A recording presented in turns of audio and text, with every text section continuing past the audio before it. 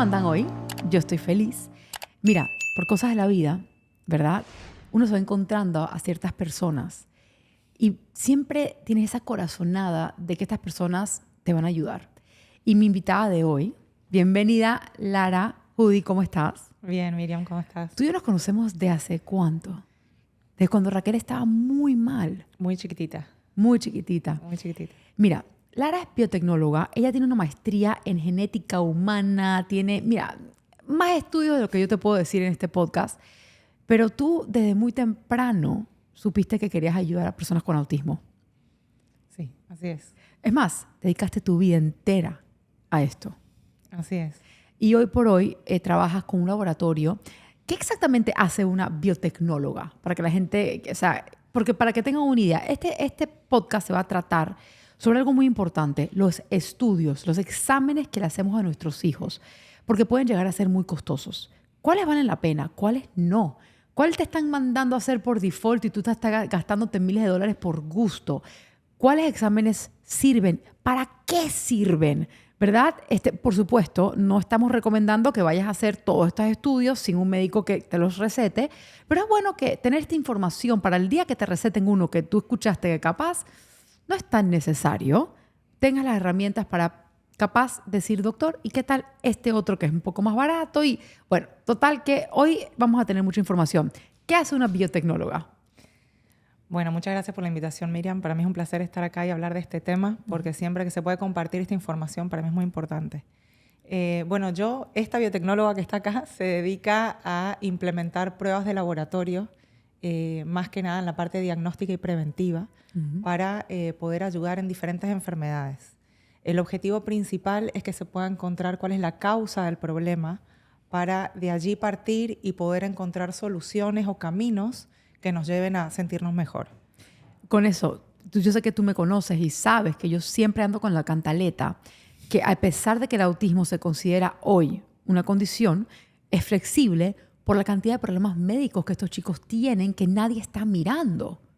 Así es, por eso, tomando tu palabra, como mencionaste al inicio, que es muy importante la parte médica, al momento de realizarse pruebas de laboratorio, el punto más importante es la evaluación clínica, porque de ahí parte la orden médica con la batería de pruebas de laboratorio. Y muy importante, principalmente al inicio, cuando la familia empieza este camino del diagnóstico y de empezar a entender qué es ese incendio que está pasando dentro del niño o la niña para poder ayudarlo. Entonces, ahí es muy importante la evaluación clínica, porque si no hay una buena evaluación clínica meticulosa, hacemos pruebas innecesarias, buscamos donde no tenemos que buscar, entonces no encontramos nada. O a veces hacemos de menos, a veces hacemos pruebas de menos, que es lo que pasa, que es muy común, que estamos acostumbrados a utilizar pruebas muy comunes que a veces nos salen normales y tenemos que profundizar un poquito más. Bueno, pero eso es lo que estás diciendo. Quiero que sepas que 9 de 10 niños que tienen autismo, con los cuales yo he tenido el placer de conocer, los doctores no les mandan ni una prueba. Nada. Sí, dicen, tiene autismo, entonces ya eso es. Ahí está el diagnóstico, ahí está la causa, ahí está el efecto, ahí está todo. Entonces, sabemos. Quien está viendo este video sabe muy bien que no es así. Ya entiende de que los niños con autismo son seres humanos, que hay que verlos como tal. Tú dijiste evaluación clínica. Yo quiero que tú seas más clara en qué significa una evaluación clínica, qué tipo de preguntas un médico tendría que estar haciéndole a una mamá. Porque a veces estamos 15 minutos con el médico. Así es. Bueno, partiendo como cualquier condición médica, es necesario primero llegar al especialista correcto. Generalmente partimos del pediatra cuando hablamos de los niños con autismo y luego se van desviando a las diferentes especialidades. También que ese especialista esté actualizado en estos temas, porque si hacemos medicina de hace 30 años atrás, 20 años atrás, no vamos a ayudar a nadie. Así es. Entonces, ¿de qué se trata la evaluación clínica? Como cualquier otra condición, hay que hacer un interrogatorio muy meticuloso sobre, desde antes del nacimiento, sobre la historia familiar, la herencia de ese niño, qué heredó ese niño, si los padres tienen alguna condición que debamos saber, porque es que heredamos esas condiciones a nuestros niños y eso se va juntando y al final se manifiesta algo que vemos hoy día. Entonces necesitamos entender qué pasó antes, qué fue lo que heredó, qué fue lo que se pudo haber activado, cómo fue el embarazo de ese niño, cómo fue el parto, cómo fue el crecimiento, cuándo fue que empezaron a detectar los padres estos síntomas, cuándo buscaron ayuda. Ahí parte el diagnóstico, ahí es cuando entra el laboratorio a la vida de la familia. Hay muchas personas que llegan al laboratorio con un diagnóstico de autismo que ni siquiera es autismo. Puede ser una esquizofrenia, puede ser cualquier otra enfermedad que pueda estar activada. O algo mucho menos importante, tipo un MTHFR, sí, una mutación. Sí, a veces una alergia alimentaria. Ajá. A veces son cosas muy sencillas. Celíacos que se disfrazan como autismo, sí. claro. Porque dependiendo de la edad, dependiendo de la epigenética, el ambiente en la que esté viviendo ese niño, depende de muchísimos factores, como cualquier otra condición crónica. Son condiciones que son multifactoriales y poligénicas, que hay muchos genes influenciando. Por eso es que la evaluación clínica tiene que ser muy meticulosa. Pero es ahí donde te das cuenta, si eres una mamá o un papá o un niño con autismo, que si vas a un doctor y no te hace esas preguntas que demoran. Estás ahí 1 hora y el doctor te está preguntando, estás llenando formularios. O sea, si no te hacen algo así, no estás con el doctor correcto, ¿verdad?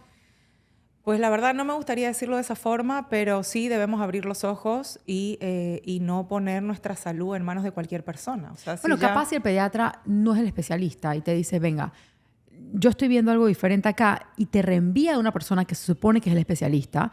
Ese especialista tiene que tomarse su tiempo, su buena hora para indagar. Eso es muy importante que el especialista entienda cómo llegaron a esto. O sea, cómo los papás ahora están buscando esta ayuda y cómo puede ser que entre ese tipo de diagnóstico. Lo que tiene que hacer ese especialista es darles una impresión diagnóstica a la familia. ¿Qué es lo que él considera, según lo que él ve, que puede estar ocurriendo? Y entonces él confirma el diagnóstico a través de pruebas de laboratorio. Así se hace el diagnóstico diferencial, porque también dentro del autismo hay diferentes tipos de diagnóstico, es todo un espectro. Entonces, ¿por qué es importante saber frente a qué estamos? Porque así mismo nosotros podemos ayudar al niño a que salga adelante. Es como cuando vamos a iniciar un viaje. Tú no inicias un viaje a la playa, a la montaña, sin chequear si tienes gasolina, si las llantas están buenas, si en el baúl te caben las maletas, si vas a llevar comida. Tú revisas todo eso. Entonces, antes de iniciar el viaje con el niño, que ni siquiera sabemos si es un diagnóstico de autismo o no todavía, es importante también chequear todo. ¿Con qué contamos? ¿Qué genes tiene ese niño?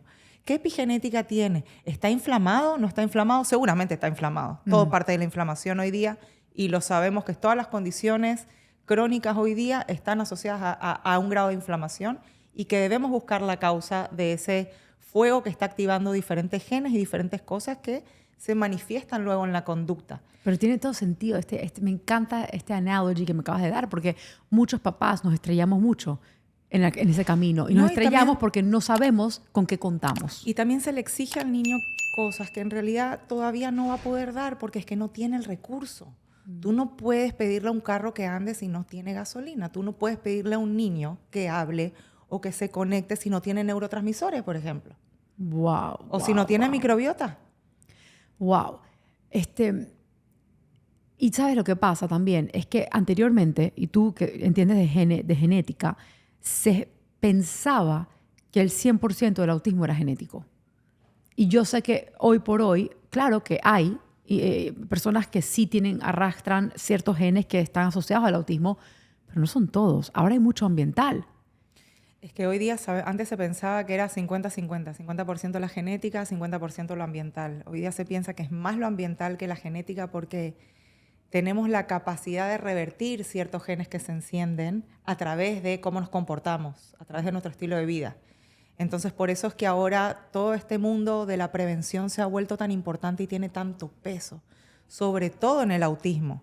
Porque nosotros podemos prevenir antes del embarazo, por lo menos intentar, ¿no? Claro. Podemos apagar ciertos genes, o sea, es la epigenética, el estilo de vida. Ciertos genes, prevenir que ciertos genes se despierten si conocemos nuestra herencia. Por ejemplo, yo tengo un papá diabético, tengo una mamá celíaca. Ya yo sé que tengo un papá diabético y una mamá celíaca. Yo sé que tengo que chequearme porque es que no voy a vivir la vida loca comiendo gluten y lo que no puedo si sé que tengo esos genes ahí que se pueden despertar en cualquier momento. Al igual que un padre o una madre que tiene alguna enfermedad autoinmune o algo como tipo Crohn's, colitis, incluso hasta depresión, ansiedad. Todo eso está ligado a inflamación y microbioma. Entonces ya puedes diferir que tu hijo también tiene algo de ti. Por eso es importante la evaluación clínica inicial, que se tomen en cuenta los datos hereditarios y genéticos. O sea, se toma en cuenta la historia familiar y la historia clínica del niño. Porque no es solo el niño. Así como no es solo un cuerpo, él no apareció de la nada. Él vino de una mamá y un papá que le dieron cada uno un 50% de genes, que es lo que hace el niño. Al final hizo el niño, y que tenemos que tomarlo en cuenta porque ese es como la plata que tiene en el banco. Esa es su cuenta bancaria, y con eso vamos a partir a pedirle a dónde vamos a invertir esa poca plata que tiene ahí.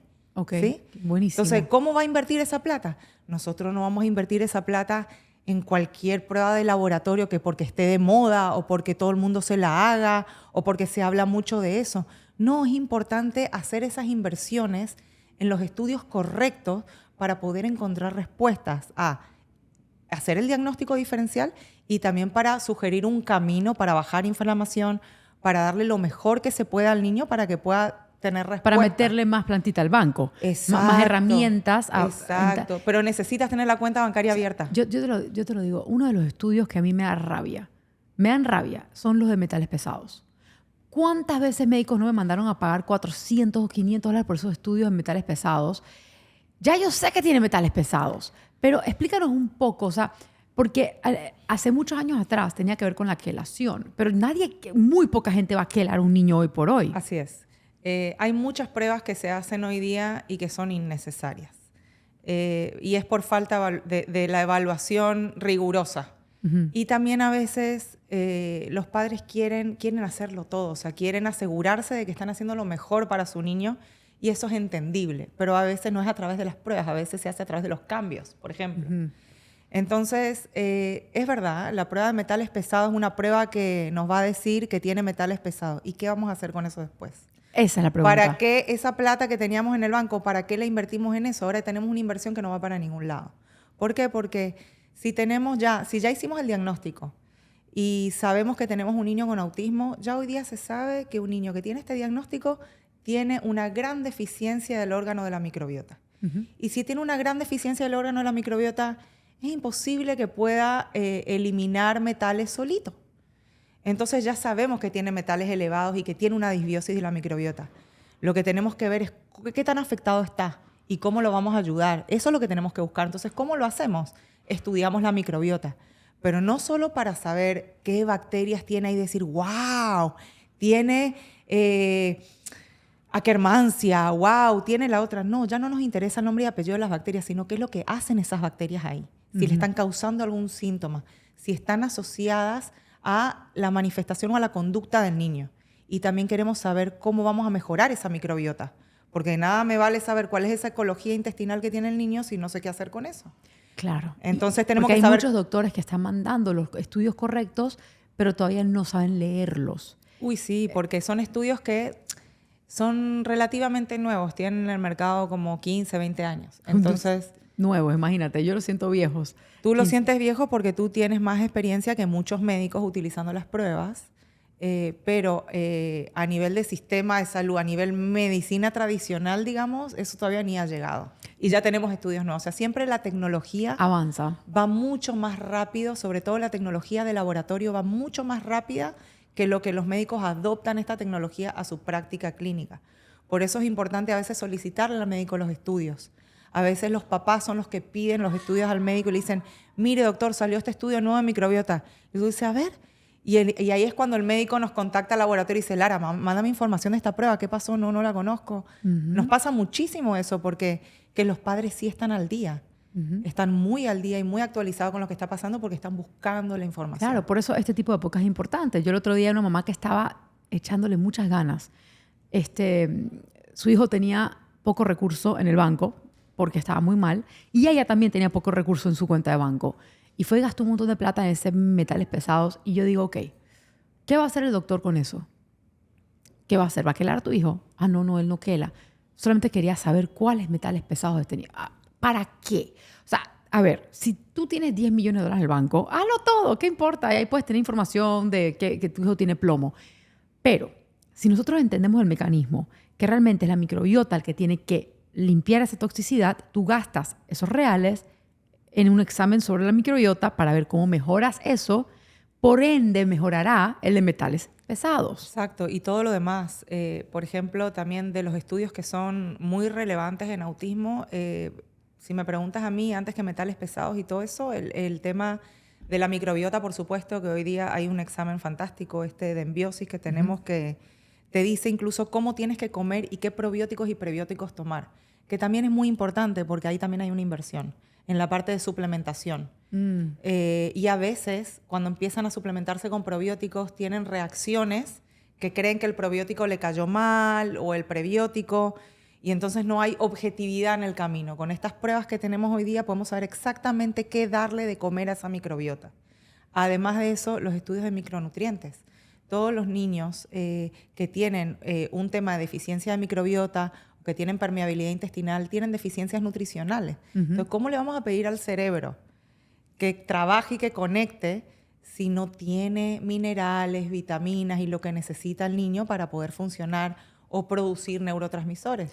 Que ese es el otro examen, los exámenes de neurotransmisores en orina, que también es súper importante para saber, sobre todo cuando hay niños bajo medicación o hay niños que tienen ciertas conductas que son muy agudas, hay que revisar. Por ejemplo, si hay temas de depresión, si hay temas de sueño, de ansiedad. Los que lloran todo el tiempo. Sí, hay que revisar para ver si es un tema neurotransmisor, porque quizás le estamos pidiendo al niño o estamos esperando lo de las terapias o de lo que estamos haciendo, que en realidad no hay recurso para eso en este momento. Ahora hay que nivelar, hay que poner gasolina, hay que llevarlo, hay que estabilizar y después puedes seguir con ciertas cosas. ¿Y cómo es eso de la orina con el neurotransmisor? Yo nunca se lo hice a Raquel. Uy, esa es una prueba muy sencilla. Se hace neurotransmisores en orina de 24 horas o en la primera orina de la mañana. Ok. Y medimos todos los neurotransmisores en una sola muestra. Es muy completa, es fantástica. ¿Y qué significa? Bueno, que son los neurotransmisores, son como los mensajeros del cerebro. Eso es lo que le van diciendo a las neuronas qué es lo que tienen que hacer. Y están en el pipí. Los podemos medir en el laboratorio. Claro, porque hay neurotransmisores en el intestino y en el cerebro. Y así es como se comunica el cerebro con el intestino. Todo está conectado. Y muy importante, el riñón. En los niños es muy importante ver el tema de la función renal. Función renal, función hepática, que son pruebas que son sencillas, son pruebas de rutina, que no se las hacemos a los niños a veces. No. Las pruebas de tiroides, que también sabemos que la tiroiditis está asociada a desbalances de la microbiota.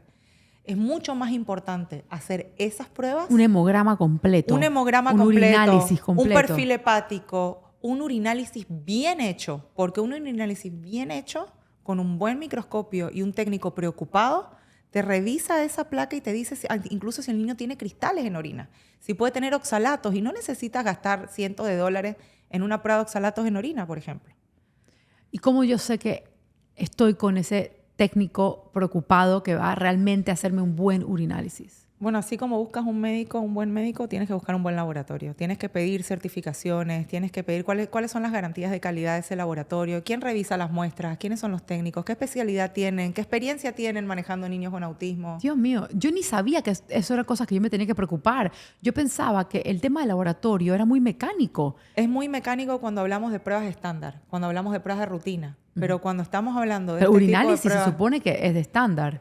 Sí, pero no, los laboratorios no estamos acostumbrados a buscar oxalatos en un urinálisis, por ejemplo. No estamos acostumbrados a buscar otras cosas. Los parámetros regulares, que el pH, que si vemos bacterias, que si vemos sangre oculta, o sea, ese tipo de cosas. Pero ¿y si tiene la capacidad de ver oxalatos, cristales? Que eso hace una diferencia enorme, porque los niños que siempre están rascando los genitales, jalándose los genitales, caminando en puntilla, rascándose el cuerpo, aleteando las manos, mirando de reojo, caminando en círculo, son niños que posiblemente tienen cándida, que saca oxalato. En un urinálisis sería muy valioso. Exactamente. Nada más hay que pedirlo. Entonces, si yo voy a un laboratorio, puedo pedir. Puedes pedir y puedes pedir la foto del urinálisis también. Porque nosotros cuando vemos cristales en orina, podemos sacar fotos y esos cristales se ven en la imagen. Wow. Y es una prueba súper económica. Es barata, vale $15, una menos, cosa así. $7. Imagínate. Wow. Luego, por ejemplo, hablaste de las cándidas. A veces no es necesario hacer un estudio de microbiota complejo. Cuando queremos buscar cándida, podemos hacer una simple PCR. Así como hacíamos PCR COVID, hacemos PCR cándida. Y podemos incluso ver qué tipo de cándida tiene. Y según eso, tratar. ¿Qué es PCR? PCR es un estudio que va a detectar a nivel molecular, a nivel de ADN. Es decir, nosotros no cultivamos la muestra para ver qué crece, sino que detectamos el ADN del microorganismo que estamos buscando. Por ejemplo, si acá queremos ver cándidas, nosotros tomamos la muestra ya sea de heces, de orina, o de sangre. No, porque la cándida no la queremos ver en sangre, queremos saber si está en intestino. Okay. Entonces, por ejemplo, o los pacientes que tienen esa piquiña a nivel genital, la hacemos en orina. Entonces, ahí podemos detectar la cándida a nivel molecular, muy, muy sensible, y poder diagnosticar qué tipo de cándida es para poder tratar a ese paciente. Impresionante. Entonces, ¿Y esa eso es muestra, barato? Sí, eso está alrededor de los 100, ciento y pico de dólares. Sí, pero no son 800, no son 1000. Exacto, por eso es importante comunicarse con el laboratorio, tanto el paciente como el médico, porque nosotros podemos asesorar. Nosotros vamos a asesorar y poner, ese es el trabajo en realidad que hace el laboratorio, porque las máquinas trabajan solas. Claro. O sea, las máquinas son robots, pero el laboratorio es importante utilizar al personal que está dentro del laboratorio. Jamás lo hubiese pensado. Si yo, no te conociera, o sea, si yo no te conociese a ti y tuviese la confianza de preguntarte ciertas cosas, pero la realidad es que cada vez que yo voy a hacer un laboratorio, yo no veo al personal del laboratorio como personas que me pueden ayudar. Es una mala costumbre, porque nosotros ahí vemos todo. O sea, lo que no vemos es al paciente, pero vemos todo lo que está ocurriendo en las muestras a través del tiempo con los pacientes y tenemos información almacenada. Imagínate. Entonces, información muy valiosa. Hay médicos que la utilizan. Por ejemplo, hay médicos que, por ejemplo, van a agarrar los datos de Raquelita y van a tirar una gráfica, a ver cómo le salió la tiroides de principio de año a fin de año. Según todos los resultados del laboratorio. Eso lo podemos hacer solo entrando a nuestro portal de laboratorio. Wow. ¿Entiendes? Y esa información es poder. Es mucho poder, porque es que no podemos evaluar solamente lo que está pasando ahora. Hay que ver si esto es repetitivo, si pasó antes, para poder también orientar. Yo sé también, la doctora Dolly, por ejemplo, siempre me manda, especialmente a Raquel, porque una vez le encontró el pylori y Raquel me hace regresión con el pylori. O sea, el H. pylori, que es muy común en Latinoamérica, ¿es una prueba que deberíamos hacerle a todos los niños con autismo? ¿O si tienen ciertas...? En mi opinión, sí. Hay que hacérsela a todos los niños con autismo porque es un biomarcador de disbiosis importante. Ah, sí. El pylori, así como el Clostridium, es un marcador de disbiosis muy importante, y cuando hay pylori, toda la historia cambia. Todo cambia, tú lo sabes. Oh, Raquel me hizo una regresión de un año por pylori. Y una persona con pylori no es lo mismo antes del pylori. O sea, nunca vuelve a ser lo mismo. Siempre hay que supervisarlo. O sea, que una vez que tenemos pylori positivo, hay que seguir buscando. Hay que estar pendiente de los síntomas, si tiene reflujo, si se le distiende la barriga, si le cambia la conducta. El pylori es muy incómodo. Sí, es incómodo. El pylori es muy incómodo, no es silencioso. Puede estar silencioso un tiempo, pero una vez se levanta, hay síntomas. Entonces, por eso es importante. La acidez, el gastritis, problemas estomacales, y muchas veces los niños se vuelven hasta selectivos al comer porque tienen pylori. Exacto. Y la mamá piensa, no, es autista, por eso tiene... No, venga, tiene acidez, tiene gastritis, capaz hasta náuseas porque tiene una bacteria. O sea, o puede ser cualquier otra raíz. Es que no podemos atribuir que el comportamiento del niño todo sea del autismo. Como bien mencionaste antes, son personas que, dependiendo de lo que estén viviendo, se les manifiestan diferentes cosas, como cualquier niño, como cualquier otro niño. O sea, un niño que no tiene autismo también tiene infecciones gastrointestinales, también tiene infecciones respiratorias, también tiene problemas hormonales y un montón, y problemas de salud mental y un montón de otras cosas. Nada más que no tiene el autismo, pero sí, y la celiaquía, y también se les despiertan genes. Entonces, los niños con autismo sabemos que tienen una predisposición a tener ciertas cosas, pero también tenemos que vigilar todo lo demás. Por ejemplo, los chequeos que hablábamos antes de rutinarios. ¿Por qué no hacerle a los niños, como todos los niños, una vez al año por lo menos un chequeo rutinario de cómo están las hormonas, cómo están los riñones, cómo está el hígado, cómo está el intestino? No solo pruebas puntuales especiales, sino también estudiarlo. Lo general, el hemograma, como el cualquier otra urinálisis. persona, como cualquier otra persona. Y tener esa comunicación con el laboratorio es muy importante, con el médico y con el laboratorio. Una pregunta. Hemos hablado del pylori, el Clostridium. Estos son dos tipos de bacterias que en heces tú puedes hacer un estudio y no tienes que correr todo el mundo. Es una PCR, una prueba de PCR que es específica para esos microorganismos. Y el estreptococo también. El estreptococo también. Esos son los tres que yo siento que son, deben haber millones El más. Epstein-Barr también es un activador fuerte, es un virus que activa genes fuertemente, que es la mononucleosis, y también se puede hacer de manera independiente. O sea, yo creo que como mínimo la gente está escuchando esto y va a tomar nota y va a ir a su doctor. Yo quiero saber si mi hijo tiene pylori, streptococo, clostridium. Yo quiero saber si tiene esto. Y luego, obviamente, tienes que ir a un doctor que sepa matarlo, que no necesariamente use 2 meses de antibiótico, porque para un niño con autismo eso puede ser devastador también. Para cualquier persona con una condición de desbastamiento de la microbiota es muy delicado.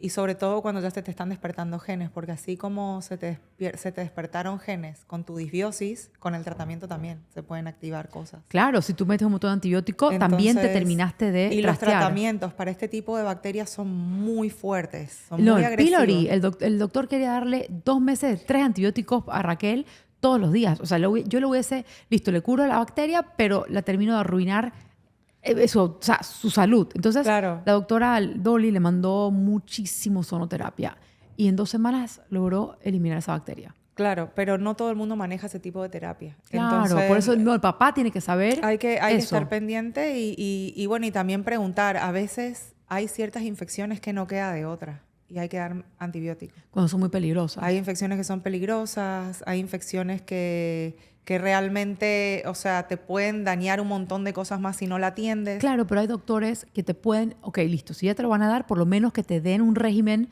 de probióticos, de prebióticos. Sí, o sea, si vas a hacer un tratamiento con antibiótico y lo tienes que hacer, ok. Pero ¿qué vamos a hacer después? Es importante. Hay que esa es la reconstruir. parte importante. ¿Qué haces después del antibiótico? Porque lo que no se puede permitir es que se sobrecrezcan esas bacterias que no queremos. Claro. Hay que más bien aprovechar. Si ya se tomó el antibiótico, entonces vamos a restablecerlo con todo lo bueno que se pueda. Claro. Y ahí es cuando entran otra vez estas pruebas de seguimiento. Si tú tienes un pylori positivo, un clostridium positivo en un estudio de microbiota, tú no tienes que repetir todo el estudio de microbiota de cientos de dólares. Tú solamente le haces la prueba de lo que te salió positivo. Hablemos de un estudio que yo ya hace rato que quiero hacer a Raquel, pero como es costoso, siempre estoy como que ay, o sea, pero es algo que creo que es importante y anteriormente no pensaba que era tan importante. El tema de los genes. Hace mucho tiempo atrás, los doctores que, bueno, no sé, vaya y gastes miles de dólares en hacerle un estudio genético y yo preguntaba, ok, pero si me viene algo positivo, ¿voy a poder hacer algo al respecto? Me dicen, no. Simplemente vas a tener las expectativas bien puestas de qué tan lejos tu hijo va a llegar. Y yo no iba a gastarme $1 para que me den un pronóstico que igual no le iba a creer. Y si no iba a poder yo hacer nada al respecto, ¿para qué voy a gastar plata en genes? Hoy tengo entendido que esto ha cambiado. De que si más bien un gen mutado jamás lo vas a poder arreglar, sí puedes suplementar muchos. Cuéntame un poco del valor de los estudios genéticos en niños con autismo. Bueno, su mayor valor es cuando los utilizamos inicialmente para hacer el diagnóstico, para poder decidir en dónde estamos parados. A veces no lo hacemos al inicio, pero hoy día con la tecnología que hay disponible para hacer estos estudios a nivel de genes, podemos estudiar todo el genoma. Podemos estudiar todos los genes con una sola prueba. Antes no lo podíamos hacer. Hoy día tenemos una prueba que se llama Exoma, que lo que hace es estudiar todos los genes que tienen una función, o sea, que codifican para alguna proteína. Porque también tenemos genes que son destructurales o que no tienen funciones conocidas todavía. Pero todos los genes que conocemos que tienen una función, los estudiamos. Entonces, ¿por qué es importante? Porque a veces quizás no entra dentro de un diagnóstico específico el niño, pero quizás tenga una deficiencia de alguna enzima. O quizás tenga que es por un tema genético, como por ejemplo la metiltetraidofolato reductasa. Si tú tienes, es verdad, tú ya tienes esa genética y no puedes hacer nada con eso, ya naciste así, pero ¿cómo vas a ayudar a esa epigenética? O sea, si ya tienes ese gen manifestado, por ejemplo, en un 50% de tus genes, porque no lo heredaste de tu mamá o de tu papá, o en un 100% de tus genes está mutado, tú tienes que suplementar. Con el metilfolato. Con la enzima metilfolato tetra. Entonces, cuando tú suplementas, esa enzima va a hacer lo que tu cuerpo solito no podía hacer y vamos a ver una función que antes no veíamos. Claro. Entonces, así como estudiamos ese gen, estudiamos miles de genes en el exoma. Pero para eso es importante acudir otra vez al médico especialista. Por ejemplo, en este caso, ¿quién lee los exomas? El médico genetista. El médico genetista es el que tiene la expertise. Hay otras especialistas, otras especialidades que están acostumbrados a utilizar exomas. Por ejemplo, hay ginecólogos que están muy familiarizados con los exomas. hay pediatras que están familiarizados con los exomas, endocrinólogos. ¿Por qué están familiarizados? Porque están hoy día orientándose a estudiar a nivel genético qué está ocurriendo para ver de dónde partimos y cómo te ayudo. Porque también puedes prevenir. O sea, Por yo supuesto. me hice ahorita uno chiquito, no es el exoma completo, de metilación de ciertos genes y di como que con 8 diferentes mutaciones que tenía yo, que obviamente o le paso eso a mi hija o como mínimo yo no me nutrí bien antes de quedar embarazada porque no tenía conocimiento. Claro. Entonces, si yo le hago, por ejemplo, a Raquelita este examen, si yo decido ya por fin, ¿cuánto cuesta el exoma más o menos? El exoma está alrededor de los $1,000. Ay, pero es mucho más barato de lo que estaba antes. Antes era mucho más caro. Bueno, a mí me Sí. cotizaron como $3,000 hace muchos años atrás. No, ya no cuesta eso. Está alrededor de los 1,500, no más de eso. O Ok. sea, ese es el precio de mercado. Ok, entonces, gente, yo sé que esto no es poco dinero. Sin embargo, si yo le hago este estudio de exoma y gasto los $1,000, ¿qué voy a encontrar? ¿Genes asociados al autismo? Primeramente hay que ver qué genes queremos buscar, porque Ok. eso es un mundo de información. La genética, eso es un mar de información que hay que decirle al laboratorio qué estamos buscando. Ya. ¿Qué es lo bueno del estudio de exoma? Te lo haces una sola vez en la vida. Es una sola inversión. No tienes que repetirlo porque ese estudio no va a cambiar. Ese es tu ADN. ¿Qué sí puedes hacer? Cada vez que tú quieras consultar algo genético, tú puedes ir y consultar la información sin repetirte todo el estudio de vuelta. Wow. Porque la información queda ahí en la bioinformática. Entonces, es importante primero pasar la evaluación del genetista y que el genetista le diga al laboratorio, según lo que tiene el niño, qué genes vamos a estudiar. Ok, según los ¿En qué nos síntomas vamos del a niño. Según los síntomas, según el diagnóstico. O las cosas según que yo lo veo en se está- ella. Exacto. O sea, el genetista, por ejemplo, yo me siento con tu genetista en Nux y ella me va a hablar de mi hija, me va a hacer una historia clínica y ella va a decidir qué La va a doctora, buscar. claro, ella te va a hacer primero muchísimas preguntas antes de venir a la consulta y cuando estés ahí ella ya va a conocer a Raquelita y te va a decir, bueno, cuéntame tú. Entonces tú le vas a contar la vida de Raquelita y cómo es la conducta de ella y que si come así, que si come así, que si se levanta así, que si duerme así. Todo ella va a querer saber. Ok. Desde atrás, desde tus padres te va a preguntar, desde tus abuelos si tienes la información. Mientras más atrás te vayas y tengas, mejor. Wow. Entonces, porque quizás hay cosas que tú no veas hoy día en tu genética, pero que se puedan manifestar en Raquel o que ella sí las haya heredado. Entonces también las va a buscar. Entonces, Si son relevantes. me va a buscar todo lo relevante a la conducta de Raquel, a la salud de Raquel A la como salud de tal. Raquel, exacto, en lo que se está evaluando en ese momento. Entonces ella va a mandar esa orden al laboratorio, que es como una carta de amor que nos manda el genetista, porque verdaderamente tenemos que saber qué es lo que estamos buscando. A veces nos falta información, llamamos al genetista de vuelta y así. A veces llamamos a los papás. Y ahí también es importante que los usuarios o los papás sepan de que cuando el laboratorio llama, no es para asustarse. No es que algo está mal o un resultado está alterado, es que mientras más información nosotros tengamos, más cerca de la verdad está el reporte que liberamos. Ok, entonces cuando ya yo me entreguen eso, voy a poder ver genes que mi hija tiene mutados por padre o por madre o por ambos, que yo voy a poder suplementar a través de suplementos, vitaminas, que van a básicamente por día, no voy a decir sanar, porque nunca sanas un gen mutado, sino aplacar ese gen. Sí, no solo aplacar, sino que dependiendo de lo que se esté buscando y lo que se encuentre, ahí el genetista te dice cuál es el camino a seguir. Ok, encontramos estos genes, con estos genes se puede trabajar de esta forma. Se encontró esto, acá no podemos hacer nada, acá tenés que seguir con lo que está, acá podemos hacer esto. Y aparte de eso te va a decir cuál es el mejor ambiente para esos genes. ¿Qué tú haces ahora de tu parte? Eso es lo que heredaste, no puedes hacer nada, ese es tu ADN. Okay. ¿Cómo tú le aportas? ¿Cómo tú metes plata a esa cuenta? En vez de estar quitándole. Una pregunta. ¿Pudiese este estudio ser complementario con no solamente lo que se encuentra, sino la intervención que se hace arriba de estos genes? ¿Es complementario a sanar la microbiota? Claro, siempre es complementario porque tú tienes un individuo que estás estudiando, que estás tratando, que se compone de su genética y la genética de la microbiota. Son las dos genéticas que están manifestándose al mismo tiempo. Okay. E interactúan entre ellas porque sabemos que la microbiota tiene la capacidad de prender y apagar genes también. Entonces es importante saber cuáles son los genes que apaga y prende. Wow. Entonces por eso todo el tiempo te hablo de cuál es la plata que tiene el niño en el banco, porque esa es de ahí partimos. Esa es la genética, eso es lo que hay. Entonces, ¿cómo vamos a ir metiendo plata a esa cuenta para que eso vaya creciendo y haya más riqueza? más diversidad de microbiota, más genes buenos funcionando, que las hormonas estén buenas, que el riñón esté bueno, que el hígado funcione. Todo eso es importante. ¿Qué minerales le faltan? ¿Qué vitaminas le faltan para que ese cerebrito arranque? ¿O qué pasó ahora que hubo una recaída? ¿Será que hay una bacteria, hay una infección que hay que buscar? Claro. ¿Será que hay un neurotransmisor que se alteró? ¿Algo que comió que lo pudo haber inflamado? O sea, son tantas cosas que hay que evaluar. Claro. Que primero, siempre es muy importante la observación. Hay que observar. ¿Qué estamos observando? Para saber qué vamos a evaluar y qué vamos a analizar.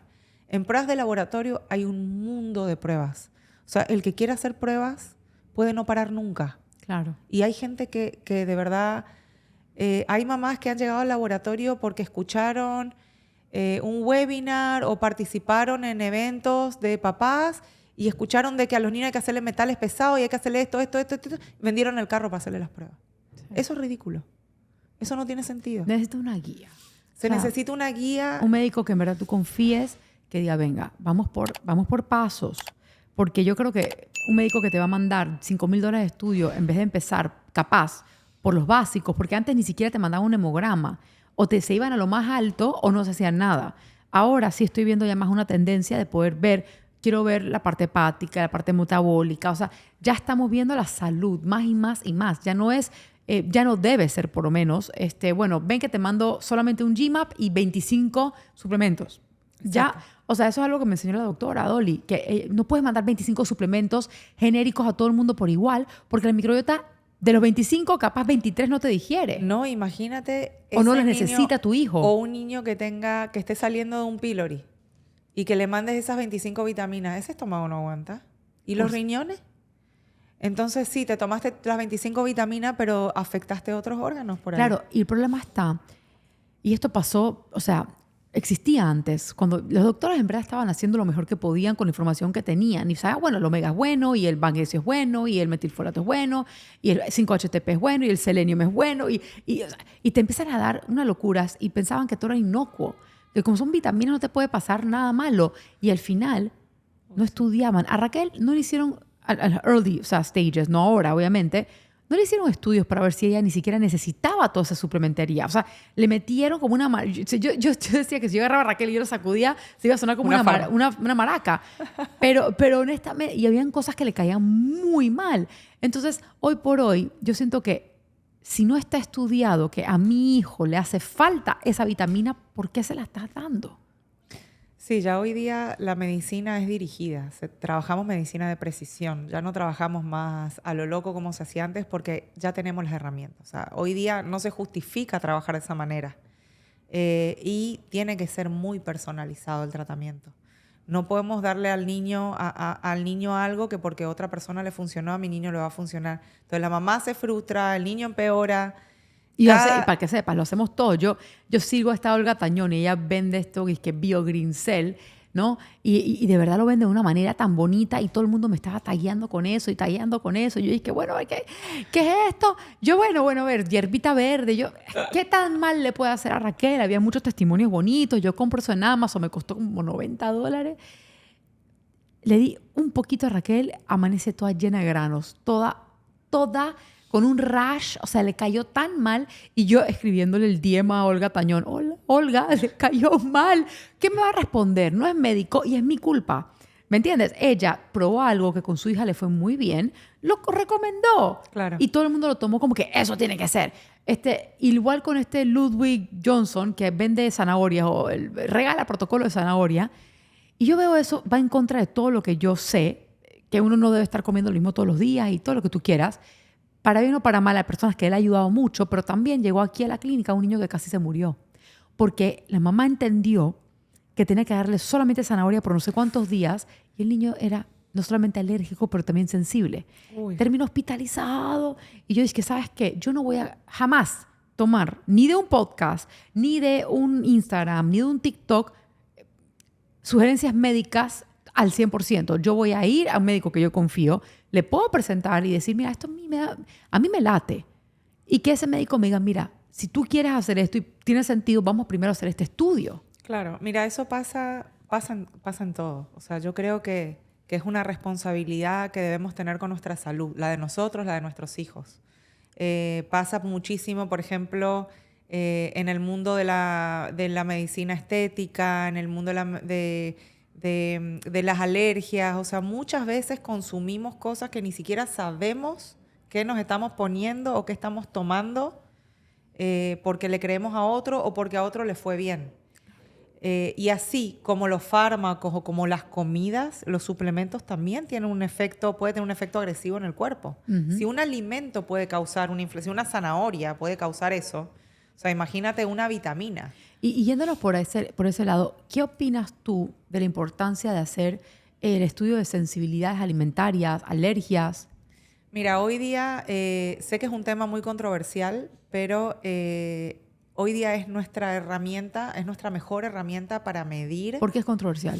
Porque hay mucha gente que dice que eso no sirve para nada, que esos IgG no están midiendo nada, porque creen solamente en el tema de las alergias, que son los anticuerpos IgE los que se levantan y no creen en sensibilidades alimentarias. Pero ¿cómo no van a creer si existen? Bueno, eso te digo lo que es real y lo que vemos nosotros en el laboratorio como ente neutro, porque nosotros somos entre el paciente y el médico.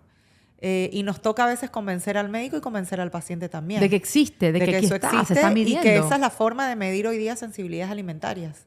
Es importante porque es muy difícil darnos cuenta qué nos está inflamando, a menos que de verdad estemos alimentándonos con 4 alimentos, 5 alimentos. ¿Qué es lo que hace la doctora Dolly en su dieta? Solamente pone Claro. de 5 alimentos por día para que te des cuenta.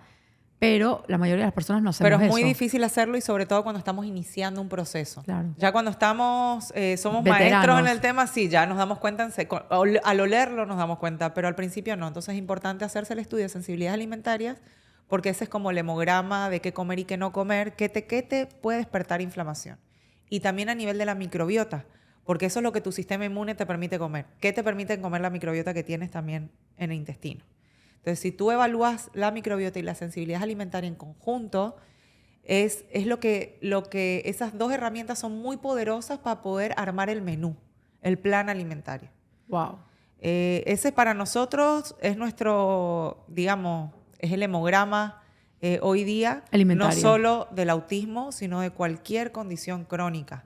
Okay. La parte de la microbiota y las sensibilidades alimentarias. O sea, mi microbiota, ¿qué alimento puede digerir? Y ¿a qué no soy alérgico o sensible a? Exacto, o sea, ¿qué debería puedo de comer? arrojar casi que lo mismo, la misma información. No necesariamente porque, por ejemplo, hay pacientes que pueden tener una genética de celiaquía, ¿verdad? No consumen gluten porque están en una alimentación preventiva, digamos, para no activar inflamación. Pero tiene una microbiota que sí les permite consumir gluten y en el examen de microbiota le va a salir que sí puede consumir. Entonces esa persona tiene que evaluar. Tengo IgG negativo, la microbiota me dice que sí puedo consumir, pero tengo una genética que se puede despertar. Entonces hay muchos factores que hay que evaluar. O sea, entonces tú decides la prevención porque ya lo empiezas a comer y de repente la genética dijo, no, espérate un segundo. No, o a veces los pacientes lo dejaron de comer por un tiempo, pero no van a levantar anticuerpos IgG porque ya lo dejaron de comer por un tiempo. Por eso no quiere decir que no los vuelva a inflamar más adelante. Por eso también es muy importante el poder de la observación, porque creo que el estudio más continuo que vamos a tener con nuestros niños, que es todos los días, es cómo los ves. Así mismo. De hecho, para mí el mejor estudio de sensibilidades alimentarias es ese. Y es gratis. Ver. Observar. Para mí ese es el mejor estudio de sensibilidades alimentarias. Por eso la doctora inventa esta dieta Red, donde das 5 alimentos por día y los tienes que rotar cada 4 días. Claro. Para la que se está preguntando cómo será esa dieta, recuerden que busquen en mis videos que ya hice un podcast entero sobre esa dieta. No es de por vida. O sea, es una cosa de un par de meses, es como una dieta terapéutica, porque en unos meses te diste cuenta exactamente qué puede y qué no puede comer Claro, es una tu dieta hijo. antiinflamatoria. Es una dieta antiinflamatoria. Y preventiva. Hay personas que les cuesta mucho, digamos, llegar a ese nivel de observación. Y lo otro, porque es importante el estudio para saber qué no te va a activar o qué sí te va a activar. Entonces lo evitas. Tal cual. No tienes que entrar en esa regresión o que haya sintomatología para tomar acción. Tú puedes tomar acción antes. Sí, lo que pasa es que muchos de nosotros, como no estamos tan bien guiados, vamos a estrellarnos y luego vamos a buscar la respuesta. Pero es importante saber que existen estudios. hace 15 años, bueno, ya Raquel tiene 16, hace 16 años atrás no había nada de esto. No. Entonces, todo era muy improvisado.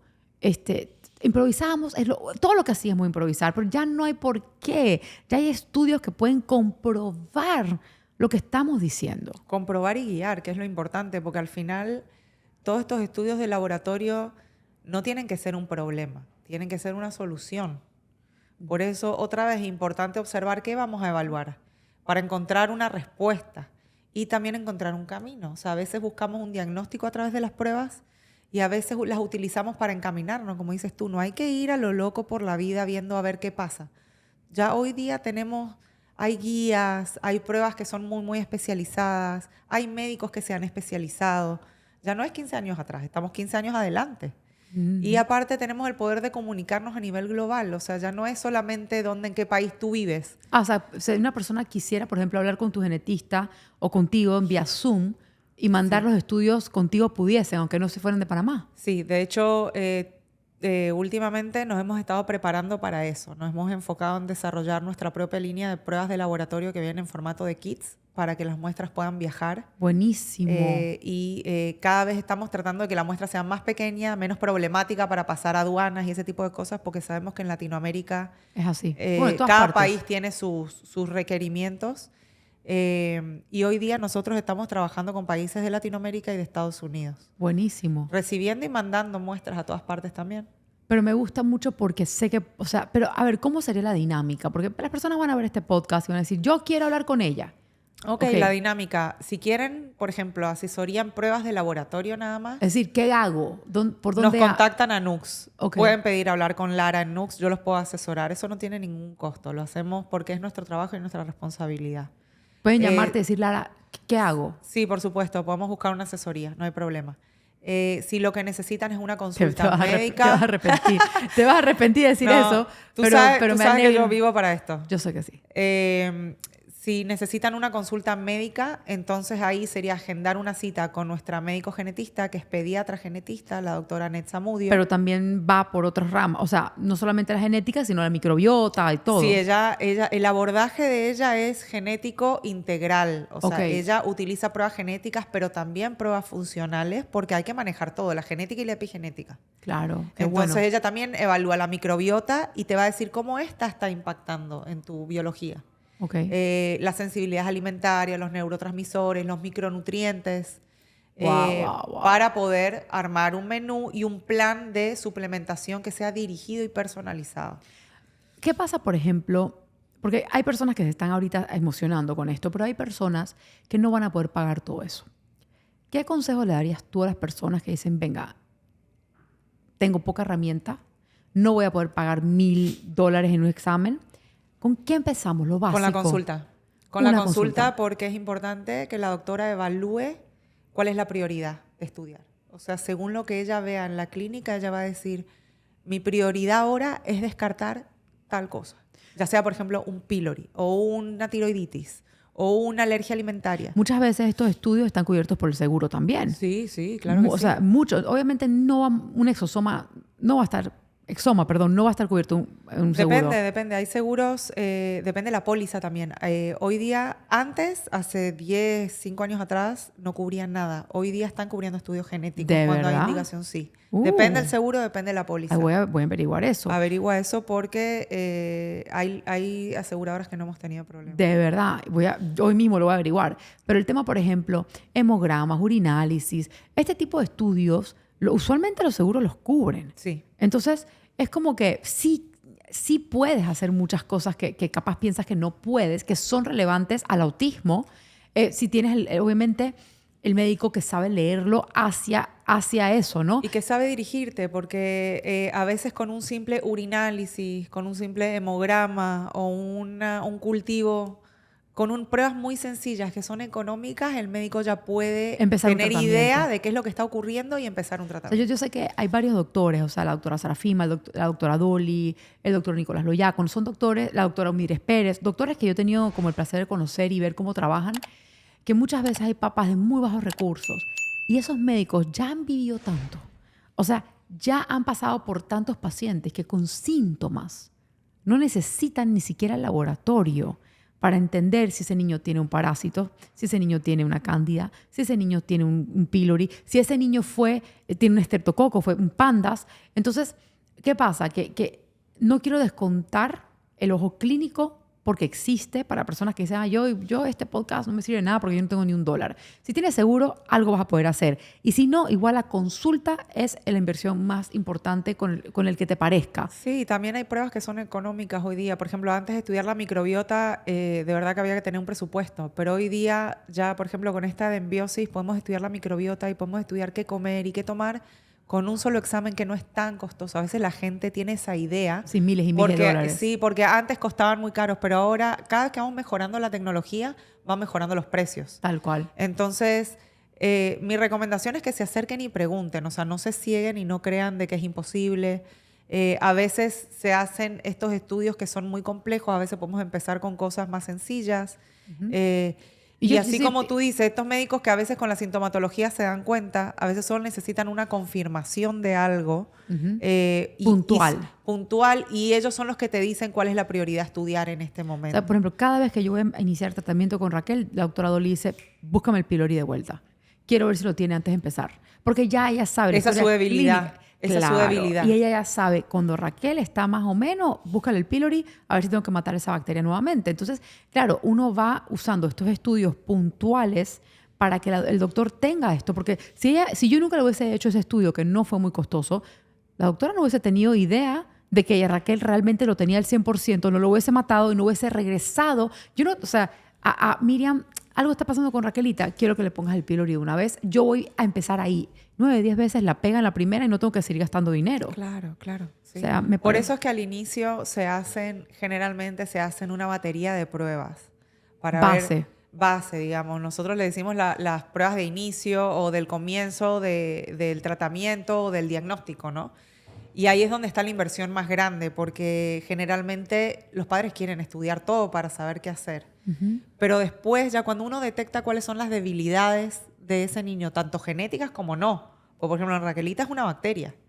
En otro niño puede ser la tiroides. En otro niño puede ser una alergia alimentaria. Tal cual. O sea, dependiendo de las debilidades de cada niño, ahí es lo que el médico va a buscar siempre de primero cuando haya una recaída. Y eso te hace ahorrar dinero y tiempo y que la recaída dure menos tiempo. Por supuesto. Levantarte va a ser más rápido y encontrar el camino va a ser más sencillo. A mí esto me encanta. Hay una cosa que quiero recalcar. A medida que yo empecé este camino hasta el día de hoy, que obviamente Raquel es una niña muy trabajada y muy estudiada, ¿ok? A mí las pruebas no se ponen más sencillas, al revés. Yo siempre voy buscando las pruebas más difíciles, porque ya lo sencillo lo tengo. Y voy ahorrando y ahora me compro esta super prueba, ¿verdad? Yo quiero dar el consejo a los papás ahorita de que si ya estás a niveles más altos en tu búsqueda, porque ya hiciste todo lo más, asegúrate que el médico que te está mandando la prueba, cara o costosa, sea el médico que te sepa leer. Me ha pasado que diferentes papás vienen con estas pruebas súper costosas y el médico la escuchó y le pareció una prueba súper linda y yo veo cosas súper alteradas y le pregunto, ¿pero qué te digo el doctor de este súper número que debería estar en 200 y está en 3.800? A ese no sabe. No sabe, pero dice que algo tiene que ver. No, si un médico me va a mandar a mí una prueba, más vale que sepa leerla. Sí, mira, eso nosotros lo vemos muchísimo y de hecho nos hemos inventado este servicio de interpretación de pruebas de laboratorio. Ajá. Que lo ofrecemos. Nosotros como laboratorio no podemos dar tratamiento. No podemos leerle el resultado y dar tratamiento al paciente, pero podemos interpretar, o sea, decirle qué dice ese resultado, qué quiere decir eso que tú ves allí. Esta mutación significa que por lo menos le baja la ansiedad un poco a la persona hasta que llega a la consulta médica o le ayuda a entender, porque a veces reciben el reporte y todavía no tuvieron la consulta con el doctor. Claro, y tú ves todo esto rojo. O a veces están entre médicos. Sí, entonces ven algo rojo, ven algo alterado y no pueden dormir una semana. Y lo otro que ofrecemos es la interconsulta con la doctora. Es decir, si ellos se están atendiendo con un médico, por ejemplo, esto lo hacemos muchísimo a nivel de psiquiatría. Pacientes que atendemos que vienen de psiquiatría, que necesitan hacerse estudios genéticos, por ejemplo, para saber qué tipo de medicamento tomar y en qué dosis. Porque hoy día medicamos a los pacientes de psiquiatría según su compatibilidad genética con los medicamentos, para no eliminar el ensayo y error. Claro, porque también hay muchas personas que tienen que probar 7 medicamentos antes de pegar el que les funciona. Exacto. Y una pregunta, ¿para epilepsia? Sí, claro que También. sí. Sí, claro. Porque sabes que los doctores con niños con epilepsia muchas veces les demora muchísimo encontrar el cóctel de medicamentos perfecto. Entonces tiene que ver con la genética. Sí, es que sí. A veces hay niños que no son epilepsia, que es convulsiones por alimentos, por ejemplo. No te puedo creer. Y que cuando vienen al diagnóstico genético no es una epilepsia como tal, sino que es una manifestación inmunológica. Wow. ¿Entiendes? Entonces, si es una epilepsia, por ejemplo, diagnosticado por un médico especialista, o una esquizofrenia, o una depresión, ansiedad, problemas de sueño, dolor, hoy día le hacemos a nivel genético un estudio y le podemos decir qué medicamento tomar según su genética, que le va a causar menos efectos secundarios y qué es lo que le va a funcionar mejor. Y en esos estudios también se incluyen, por ejemplo, el gen de la metiltetraidofolato reductasa, los genes que interactúan con los omegas, o sea, también hay suplementación. Porque a veces estos niños están medicados, pero no los suplementan. Entonces, si no metes la platita en el banco, tú no puedes hacer la transferencia, ¿entiendes? Claro. Entonces, si tú le das la medicación, sí, lo va a ayudar, pero ¿qué pasa con estas deficiencias nutricionales? No. Estoy enamorada de este Entonces, podcast. ¿qué pasa con estos pacientes? A veces el médico psiquiatra o neurólogo no son especialistas en genética o no se especializan en este tipo de lectura. Entonces, ¿ellos qué piden? La interconsulta con la doctora. Entonces, la doctora le ayuda al médico a leer los resultados, se sienta con él, comparten el caso. Y toman una decisión correcta. Tienen una decisión correcta y luego se sientan con la familia para decirle qué es lo que va a pasar. Por ejemplo, hay psiquiatras que trabajan con nosotros ya hace más de 10 años que para sentarse a hablar con el paciente invitan al laboratorio, a la genetista, al nutricionista, Qué bueno. a la psicóloga, y estamos todo el equipo ahí para hablar con el paciente y con la familia para ver qué acción se va a tomar. Pero espectacular. Es que la manera de trabajar con cualquier persona es de manera integral. Ni 100%. un ser humano es solamente una cosa. Nadie es dueño de la verdad, y sobre todo en este tipo de condición que es una cajita de Pandora. Sí. Y que seguimos aprendiendo, porque el autismo nos enseña mucho a nivel de profesionales de la salud. El autismo nos ha enseñado mucho, sobre todo a lo que nos hemos dedicado a estudiar los niños y nos hemos metido en este mundo de la medicina integral y a estudiar la microbiota y a estudiar todo esto del sistema inmunológico y cómo esto está relacionado con la manifestación de la conducta, etcétera. Para nosotros esto sigue siendo un aprendizaje porque todos los días descubrimos cosas nuevas. Así es. Todos los días descubrimos que hay algo más asociado. Solamente la genética es un mundo, solamente la microbiota es un mundo y sabemos que todo está involucrado. O sea, imagínate, no pararíamos nunca. Y no vamos a parar nunca. No vamos a parar nunca. Porque sabemos que entre más descubrimos, menos va a ser ese diagnóstico un pronóstico no deseado. Y lo que queremos es siempre levantar el pronóstico para arriba. Sí, revertir condiciones. O sea, hay condiciones y síntomas que se pueden revertir con cosas muy, muy sencillas. A veces nada más dejar un alimento o tomar una vitamina. Yo creo que en eso más bien tiene que ver con una detección muy temprana de las cosas. Los niños que al año y medio, mamá y papá están diciendo que algo pasa aquí, muévanse. No esperen a que él te diga, no, ya va a hablar, ten paciencia, tu papá habló la tarde, eso es genético. No esperen, si tu corazón te está diciendo que algo pasa, busca ayuda ya, busca estudios ya, porque al final podemos estar apagando genes o apaciguando genes temprano, podemos estar cambiando alimentación temprano y capaz nunca llegamos a caer en el diagnóstico que venía hacia nosotros. Así es, eso es como cualquier otra condición crónica, es lo mismo. La detección temprana siempre nos va a ayudar primero a controlar esos síntomas o esos malestares. Y vamos a evitar de que eso progrese, porque si tú no atiendes, si ya se te despertó un gen o ya tienes una inflamación despierta, si tú no la atiendes, eso no va a mejorar. No, y va a implicar a otras cosas. Va a empeorar y hay cosas que luego es muy difícil revertir. Entonces, esa es la frustración grande que tenemos cuando hacemos ciertos estudios y nos damos cuenta de que, miércoles, si me hubiera dado cuenta antes, entonces hubiera podido revertir esto o cambiar esto o evitar tanto sufrimiento. Sí. Entonces sí, yo estoy contigo en eso, pero eso para cualquier condición, porque aparte nos acostumbramos a vivir con esas cosas, lo normalizamos y seguimos así. Pensamos que, no sé, que eso solo se va a solucionar. Nos cuesta aceptar también. ¿Sabes qué? Todavía me frustro porque es el 2024. Este podcast ha sido espectacular, Lara. Qué bueno, me alegro. Ojalá pueda ayudar. Y todavía hay personas que van al doctor y le dicen no hay nada que hacer. Risperidona, alimentación no tiene nada que ver y terapias y ya. Y se dejan de investigar este mundo donde hay tantas respuestas que merecen ser vistas, atendidas. Para eso es este podcast. Sí, Miriam, por eso estoy acá y vos me conocés hace muchos años. Si me hubieras invitado hace unos años atrás te hubiera dicho que estás loca, que no vengo, porque yo soy una rata de laboratorio. A mí me gustaba estar adentro del laboratorio. Hasta que entendí de que si no hablamos, si no informamos, si no comunicamos, esto nunca va a salir a la luz. Y van a seguir habiendo papás con esas respuestas y van a seguir habiendo niños que pudieron haber hecho algo y no se hizo nada con eso. Tal cual. Entonces, sí, es muy importante seguir hablando. Gracias a Dios hoy tenemos mucha evidencia científica que nos respalda que 10 años atrás no la teníamos. No la teníamos, claro. Tenemos muchos colegas a nivel mundial dispuestos a ayudar, colegas de primer mundo, de medicina de primer nivel, con tecnología de primer nivel, que quieren ayudar, que quieren investigar, que quieren implementar pruebas dirigidas a esto.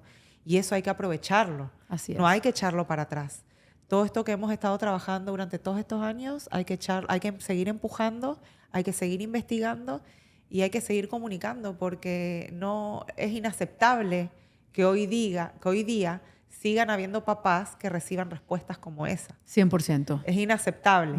Ya con la cantidad de información que tenemos hoy día y sabemos todo lo que está involucrado en este tipo de condiciones, creo que lo responsable de nuestra parte es actuar. Y si nos enfrentamos a una persona como esa, hay que saber de que hay otras personas, hay que buscar otras opiniones. Así es. Hay que buscar otras opiniones. No hay un solo médico en el mundo. Hay muchos médicos, hay muchos especialistas, hay mucha gente queriendo ayudar en Panamá, fuera de Panamá, en Latinoamérica, fuera de Latinoamérica. Pero hay un solo papá, una sola mamá. Así es. Y está en nuestras manos buscar ese mundo exterior de un pronóstico elevado que capaz la primera persona con la cual te topes no te dé. Así que yo me quedo con esto. Estoy agradecida de todo corazón. Vamos a hacerle de todo a Raquel, vamos a mostrarlo. A mí me gustaría hacer ese exosoma, quisiera hacer capaz algo en vivo cuando lleguen los resultados. ¿Cuánto tiempo toma que llegue el resultado de exosoma? Aproximadamente un mes. Me gustaría, bueno, a ver si la doctora está de acuerdo, ¿no? Pero hacer algo en vivo donde puedan estar conmigo en esa consulta. Que la gente pueda escuchar los genes de Raquel. ¿Qué significa? ¿Qué significan? No sé, hacemos algo vamos a hacer. Claro que sí, todo hay que compartirlo. Así que bueno, los quiero muchísimo. Recuerden que un diagnóstico no es un pronóstico. Te agradezco por estar acá. Gracias. Recuerden suscribirse al canal y nos vemos el próximo viernes.